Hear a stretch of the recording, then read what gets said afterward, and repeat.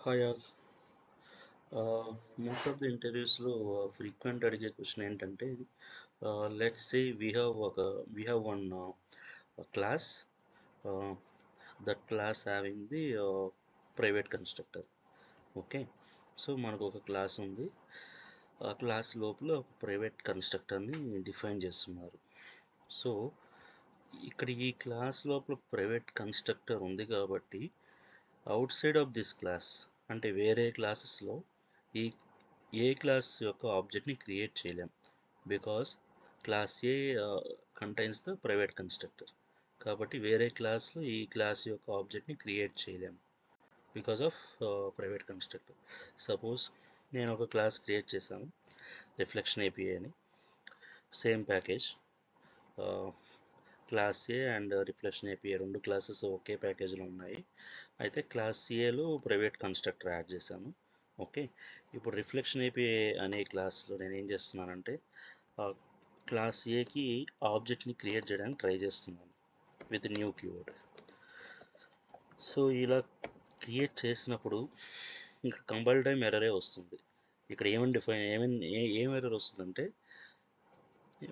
ఆ కన్‌స్ట్రక్టర్ అనేది ప్రైవేట్ కాబట్టి ఇట్స్ నాట్ విజిబుల్. సో, మనం ఇలా ఆబ్జెక్ట్‌ని క్రియేట్ చేయలేం. But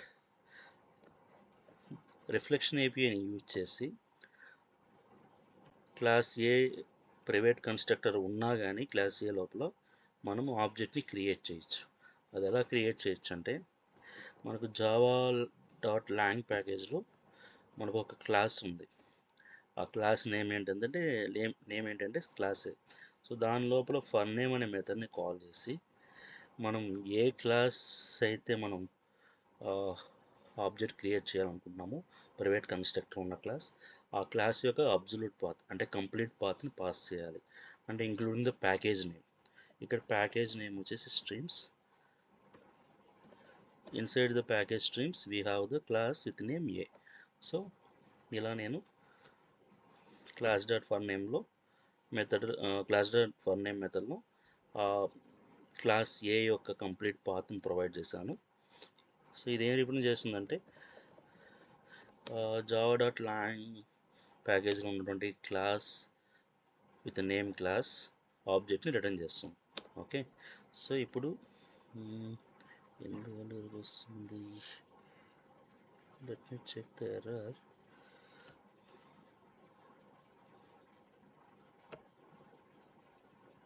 okay. Yeah, there is a possibility of this class might not be present inside that package. So, ఈ class అనేది package లోపల ఉండొచ్చు. ఒకవేళ ఉండకపోవచ్చు. సో, ఎక్సెప్షన్ వచ్చే అవకాశం ఉంది. సో, మనం ఆ ఎక్సెప్షన్‌ని హ్యాండిల్ చేస్తాము. సో, నేనేం చేస్తున్నానంటే ఈ కోడ్‌ని ట్రై క్యాచ్ బ్లాక్ ఇన్సైడ్ పెడుతున్నాను. ఓకే. సో, బేసికల్లీ ఏం చేశాను, క్లాస్ డాట్ ఫర్ నేమ్ ద్వారా జావా డాట్ లాంగ్ ప్యాకేజ్లో ఉన్నటువంటి క్లాస్కి ఆబ్జెక్ట్ క్రియేట్ చేశాను. ఇక్కడ ఏం చేశానంటే ఏ క్లాస్ యొక్క ఆబ్జెక్ట్ క్రియేట్ చేయాలనుకుంటున్నానో ఆ క్లాస్ యొక్క కంప్లీట్ పాత్ అంటే ప్యాకేజ్తో కలిపి పాస్ చేశాను. ఇప్పుడు ఏం చేస్తానంటే, ఈ Java dot long dot class లోపల మనకు ఒక మెథడ్ ఉంది. ఏమని మెథడ్ అంటే, ఏ కన్స్ట్రక్టర్ డిక్లేర్ చేస్తారో వాటన్నిటిని గెట్ చేసుకోవచ్చు.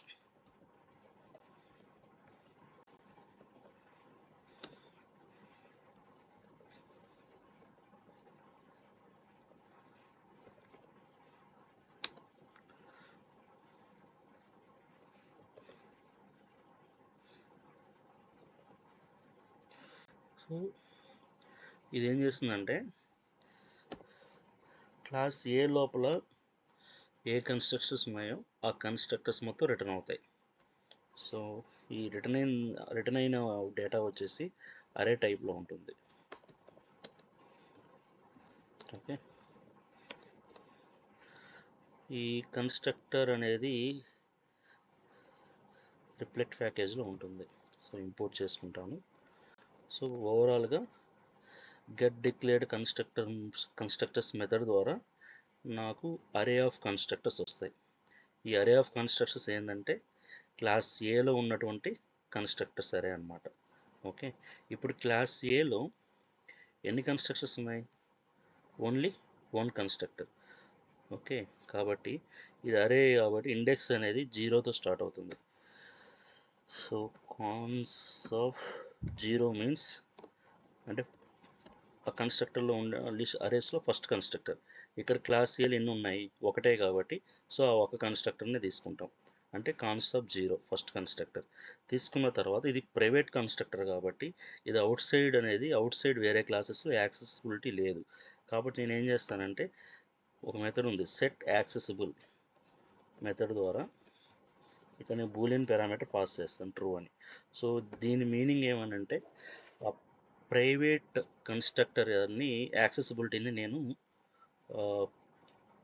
ట్రూ పెట్టడం వల్ల అవుట్ సైడ్ క్లాసెస్లో యాక్సెస్ అవుతుంది. ఇలా ట్రూ అనే బూలియన్ వేరియబుల్ మనం పాస్ చేయడం ద్వారా ఆ కన్స్ట్రక్టర్ అనేది out side of class A accessible అవుతుంది. సో ఇప్పుడు నేనేం చేస్తానంటే సేమ్ అదే కన్స్ట్రక్టర్ మీద న్యూ ఇన్స్టెన్స్ అని కాల్ చేశాను. సో ఇప్పుడు ఇది ఏం చేస్తుందంటే మనకు ఒక ఆబ్జెక్ట్ని క్రియేట్ చేసి మనకి రిటర్న్ చేస్తుంది. Object is nothing but A class object. మనం టైప్ కాస్ట్ చేయాలి.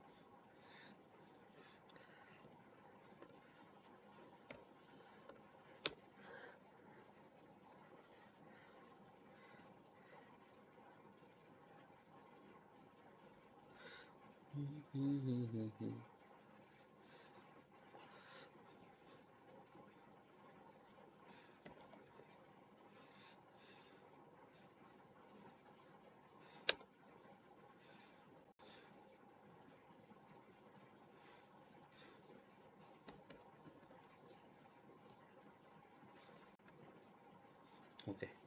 సో ఓవరాల్గా ఫస్ట్ మన జావా డాట్ లాంగ్ డాట్ ప్యాకేజ్లో ఉన్నటువంటి క్లాస్ విత్ నేమ్ క్లాస్కి ఆబ్జెక్ట్ క్రియేట్ చేసాం. ఎలా అంటే class dot for name method use చేసి అక్కడ పారామీటర్ వచ్చేసి ఏ క్లాస్ యొక్క ఆబ్జెక్ట్ మనం క్రియేట్ చేయాలనుకుంటున్నామో ఆ క్లాస్ యొక్క కంప్లీట్ పాత్ని పాస్ చేస్తాము ఇంక్లూడింగ్ ప్యాకేజ్.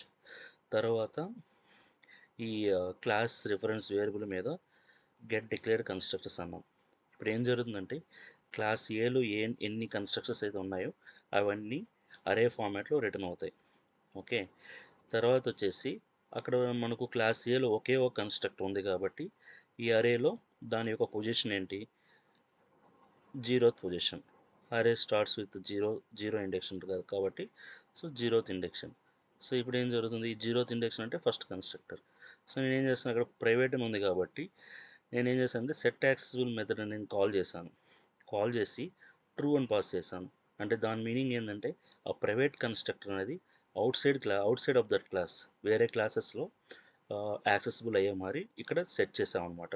సో వన్స్ ఇది సెట్ చేసిన తర్వాత సేమ్ ఇదే కన్స్ట్రక్టర్ ఆబ్జెక్ట్ యూజ్ చేసుకొని దాంట్లో మనకు న్యూ ఇన్స్టెన్స్ అనే మెథడ్ ఉంది. అది కాల్ చేసామంటే మనకు ఆబ్జెక్ట్ని రిటర్న్ చేస్తుంది. ఆ ఆబ్జెక్ట్ని మనం టైప్ కాస్ట్ చేసుకుంటే ఇది బేసికలీ ఇది జావా సూపర్ క్లాస్ ఆబ్జెక్ట్ని క్రియేట్ చేస్తుంది, రిటర్న్ చేస్తుంది. మనం ఏం చేస్తామంటే టైప్ కాస్ట్ చేసుకుంటాము. సో ఈ విధంగా మనం ఒక క్లాస్ ప్రైవేట్ కన్స్ట్రక్టర్ ఉంటే ఆ క్లాస్ యొక్క ఆబ్జెక్ట్ని అవుట్ సైడ్ ఈ విధంగా క్రియేట్ చేయొచ్చు. ప్రైవేట్ కన్స్ట్రక్టర్ ఉంటే మనం నార్మల్గా క్రియేట్ చేయలేము. బట్ ఈ విధంగా రిఫ్లెక్షన్ ఈ కాన్సెప్ట్ అంతా ఏంటంటే రిఫ్లెక్షన్ ఏపీఐ. సో ఈ రిఫ్లెక్షన్ ఏపీఐ కాన్సెప్ట్ని యూజ్ చేసి ఏ క్లాస్ అయితే ప్రైవేట్ కన్స్ట్రక్టర్ కలిగి ఉంటుందో ఆ క్లాస్ యొక్క ఆబ్జెక్ట్ని మనం అవుట్ సైడ్ వేరే క్లాసెస్లో కూడా క్రియేట్ చేయొచ్చు. సో ఇది ఒకసారి రన్ చేస్తాను. యాక్చువల్గా కన్స్ట్రక్టర్ అంటే ఏంటి? ఎప్పుడైతే ఆబ్జెక్ట్ క్రియేట్ అవుతుందో ఆబ్జెక్ట్ క్రియేట్ అయ్యేటప్పుడు కన్స్ట్రక్టర్ లోపల ఉండే కోడ్ ఎగ్జిక్యూట్ అవుతుంది. ఓకే. సపోజ్ క్లాస్ ఏ యొక్క ఆబ్జెక్ట్ క్రియేట్ అయ్యేటప్పుడు దాంట్లో ఉన్న కన్స్ట్రక్టర్ ఏంది? ఈ కన్స్ట్రక్టర్. ఈ కన్స్ట్రక్టర్లో ఉండే బాడీ ఏంటి? ఇది. సో ఏ క్లాస్ ఆబ్జెక్ట్ ఎప్పుడైతే క్రియేట్ అవుతుందో ఆటోమేటిక్గా కన్స్ట్రక్టర్ ఎగ్జిక్యూట్ అవుతుంది ఫస్ట్. సో ఇప్పుడు నేనేం చేస్తానంటే ఇది రన్ చేసి చూస్తాను.